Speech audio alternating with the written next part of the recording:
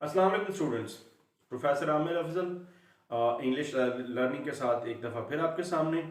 और हमारा ग्रामर की सीरीज़ चल रही है। Grammar lecture number 12 kinds of pronoun हम लोग डिस्कस कर रहे थे। इससे पहले मैंने कुछ काइंड्स आपके सामने डिस्कस की हैं। जो अब मैं डिस्कस करने लगा हूँ ये ज़रा थोड़ी सी बड़ी डिटेल से पढ़ी जाने वाली काइंड है, दैट इज़ रिलेटिव प्रोनाउन। इससे पहले हम बाकी कर चुके हैं। रिलेटिव प्रोनाउन रिलेट से रिलेटिव बनता है, तो जैसे कि नाम से जाहिर है, इट रिफर्स और रिलेट्स टू समथिंग और to some noun. So basically क्योंकि ये प्रोनाउन जो होता है ये रिलेट करता है, ये प्रोनाउन जो एक वर्ड है ये एक नाउन को रिप्लेस करता है। तो क्योंकि ये एक नाउन को रिप्लेस करता है तो ये सेंटेंस के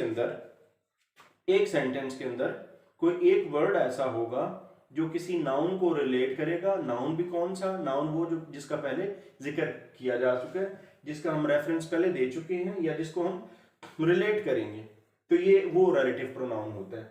अब रिलेटिव और वो जो नाउन होता है जिसको हम रिलेट करते हैं उसे हम एंटीसीडेंट कहते हैं अपनी टेक्निकल लैंग्वेज में।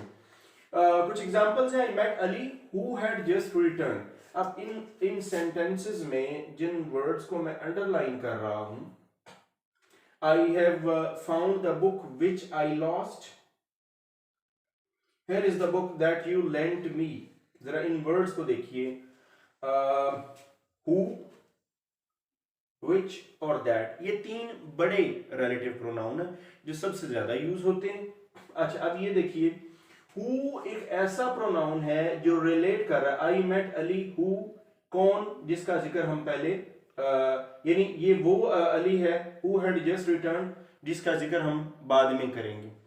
पहले या बाद में हमने रिलेट करना है दो फ्रेजेस, दो जो सेंटेंस के हिस्से हैं, एक फ्रेज एक क्लॉज को या दो क्लॉजेस को। जो जब हमने रिलेट करना है, ये हु जो है ये पहले हिस्से को दूसरे हिस्से के साथ रिलेट कर रहा है। I have found the book, कौन सी? विच आई लॉस्ट, जो मैंने गुम की। हियर इज द बुक, कौन सी? दैट यू लेंट मी। तो ये रिलेट कर रहे हैं ये तीन मेजर रिलेटिव प्रोनाउन। इसमें जो सबसे ज्यादा यूज होता है that is who different forms में पाया जाता है, जिसकी जैसे कि हमने प्रोनाउन पर्सनल प्रोनाउन में पढ़ा था कि इनकी डिफरेंट फॉर्म्स होती हैं, इनके डिफरेंट केसेस होते हैं। जैसे हु है, इसकी एक नॉमिनेटिव शक्ल होती है, इसकी जेनेटिव केस जो है वो हुज होगी या पोजेसिव केस जैसे हम कहते हैं। एक्यूजेटिव या ऑब्जेक्टिव केस जो है वो हुम भी होता है, समटाइम्स हु भी होता है। तो हु, हुज, हुम, ये हम इसकी डिफरेंट फॉर्म्स बनाते हैं हु की। इसके डिफरेंट यूजेस हैं कि हु यूज कहां होगा, क्योंकि ये जो मैंने तीनों ऊपर आपके सामने लिखे हैं हु, विच और दैट, ये तीनों वो हैं कि जिनके बारे में थोड़ी कंफ्यूजन रहती है स्टूडेंट्स को कि एग्जैक्टली ये किस जगह लगेंगे, क्योंकि इनकी सबका फंक्शन सेम है। हु के सबसे बड़ी बात, सबसे बेसिक बात याद रखिएगा, ये पर्सन्स के लिए लगेगा, ये सिर्फ इंसानों के लिए।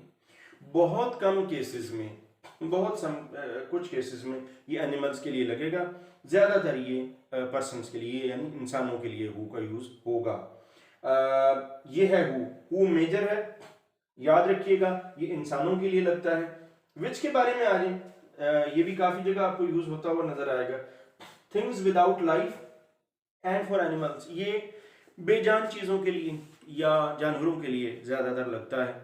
कोई भी आप animal, I have lost my dog which I bought from Germany, या जो भी आपको इस तरह का वर्ड लगाना चाहें, तो विच जो है मोस्टली जानवरों के लिए, या विच जो है वो बेजान चीज़ों के लिए लगता है विदाउट लाइफ। ये विच का इस्तेमाल है। आगे चलते हैं। विच और दैट बाय द वे मैं बता दूं ये दोनों मिलते जुलते हैं, इन्हीं के बारे में थोड़ा सा कंफ्यूजन आपको बनेगा। दैट का यूज कहां होता है? फॉर पर्सन्स एंड थिंग्स, इंसानों के लिए और चीजों के लिए। I know the house that he lives in, I know the house that he lives in. I have lost the watch that you gave मी।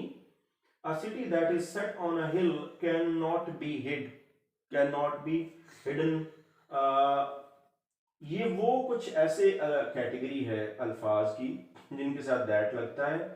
इंसानों के लिए भी लग सकता है सम केसेस में, और कुछ चीजों के लिए भी लग सकता है।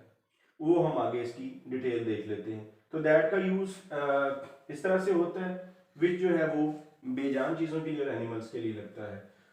अच्छा, अब आ जाए, कुछ ऐसी जगह हैं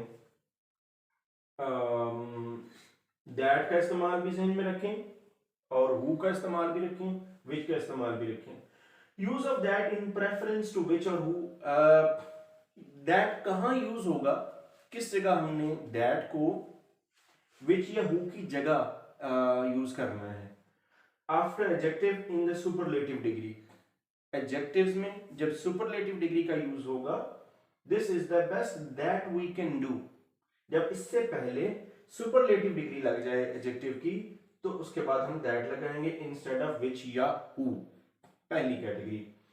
आफ्टर द वर्ड्स जैसे कि all, same, any, now, nothing या the only, it is only donkeys that bray, ये एक सेंटेंस है।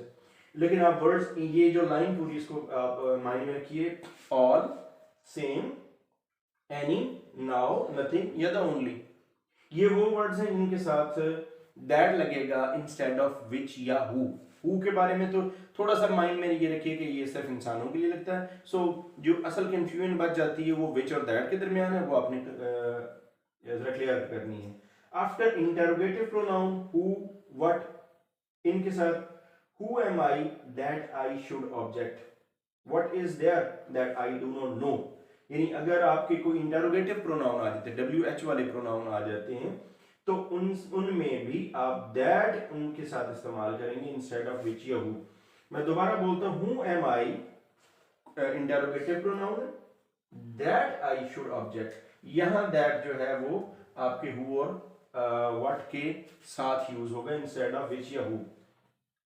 What is there, what is there, that I do not know, जो मैं नहीं जानता, यहां पर भी दैट का इस्तेमाल उन दोनों के साथ इन प्रेफरेंस यूज होगा।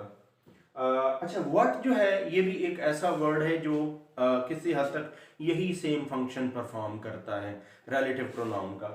तो ये उस वक्त यूज होता है जब सिर्फ चंद चीज़ों या चंद मैटर्स, मोस्टली वी से कि ये ज़्यादातर कुछ बेजान चीज़ों के लिए लगेगा, या आप ये कह लें कुछ इनएनिमेट लगेगा, या हो सकता है एब्स्ट्रैक्ट चीज़ों के लिए लगे।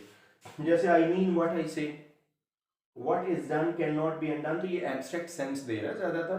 सो that's why keep it in mind कि what would be use for things only. So ये है एक ब्रीफ सी एक डिस्कशन अबाउट रिलेटिव प्रोनाउन। मैं थोड़ा सा सम अप कर देता हूँ कि रेफर करता है, रिलेट करता है, और तीन फॉर्म्स में पाया जाता है। हु, विच और दैट का इस्तेमाल होता है। हु जो है वो सिर्फ इंसानों के लिए यूज होता है, विच जो है वो लाइफलेस थिंग्स या एनिमल्स के लिए, दैट की चीज़ों के लिए या इंसानों के लिए। और फिर हमने एक प्रेफरेंस लिस्ट देखी कि दैट जो है वो विच और हु की बजाय तीन ऐसी कैटेगरीज हैं जहां पे ये यूज होगा, और उसके बाद वर्ड का इस्तेमाल हमने देखा। रिलेटिव प्रोनाउन एक बड़ा इंपॉर्टेंट प्रोनाउन है और इसको बड़ी डिटेल में पढ़ना चाहिए आपको। ये मैंने ब्रीफली आपके सामने ये डिस्क्राइब किया है। जो एक अब हमारे पास रह गया है जो प्रोनाउन की काइंड, वो इंशाल्लाह मैं लेके आऊँगा नेक्स्ट वीडियो में। आज की इस वीडियो में बस इतना ही। Thanks for watching.